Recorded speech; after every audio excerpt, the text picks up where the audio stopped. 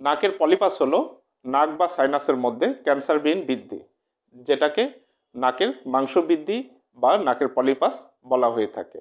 আর এই নাকের পলিপাস বা নাকের ভিতরে যে মাংস বৃদ্ধি, এটা শিশু থেকে শুরু করে যে কোনো বয়সের মানুষের হয়ে থাকে।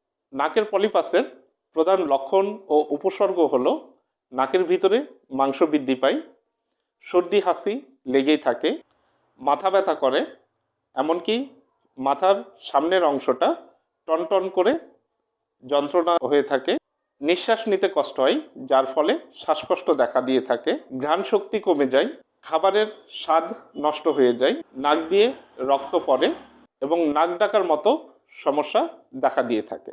রাত্রে ঘুমালে নাক ডাকে। এই ধরনের উপসর্গ দেখা দিলে বুঝতে হবে যে আপনার নাকের ভিতরে বা সাইনাসের মধ্যে পলিপাস বা মাংসবৃদ্ধি পেয়েছে। এই নাকের পলিপাসের জন্য হোমিওপ্যাথিতে অনেক গুরুত্বপূর্ণ মেডিসিন রয়েছে, যে মেডিসিনগুলো সেবন করলে এই নাকের পলিপাস থেকে খুব দ্রুত আরোগ্য লাভ করা সম্ভব হবে।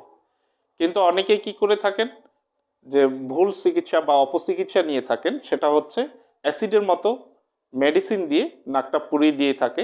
এটা স্থায়ী কোনো ট্রিটমেন্ট না, যে কারণেই দেখা যায় যে সাময়িকভাবে হয়তো উপশম পেয়ে থাকেন, কিন্তু পরবর্তীতে এটা আরও বেশি জটিল আকার ধারণ করে থাকে। এমনকি দেখা যায় যে এই নাকে অ্যাসিড দিয়ে নাক পোড়ানোর কারণে নাকের যে হাড়টা থাকে সেটা পর্যন্ত বাঁকা হয়ে যায়।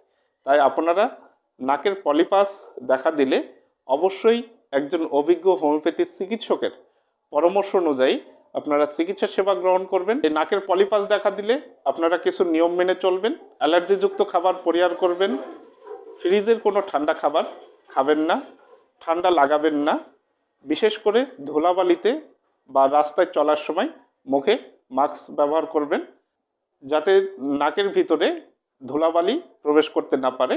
তাহলেই দেখবেন যে নাকের পলিপাসের মতো সমস্যা অনেকটাই কমে যাবে। আমার এই ভিডিওটার মাধ্যমে যদি আপনি উপকৃত হয়ে থাকেন, তাহলে অবশ্যই কী করবেন, আমার এই ইউটিউব চ্যানেলটা যদি আপনি এখনও পর্যন্ত যদি সাবস্ক্রাইব করে না থাকেন, তাহলে অবশ্যই সাবস্ক্রাইব করে নেবেন এবং সেই সাথে লাইক এবং কমেন্টস করে যাবেন।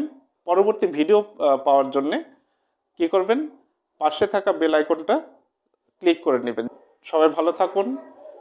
আজ এই পর্যন্তই, ধন্যবাদ।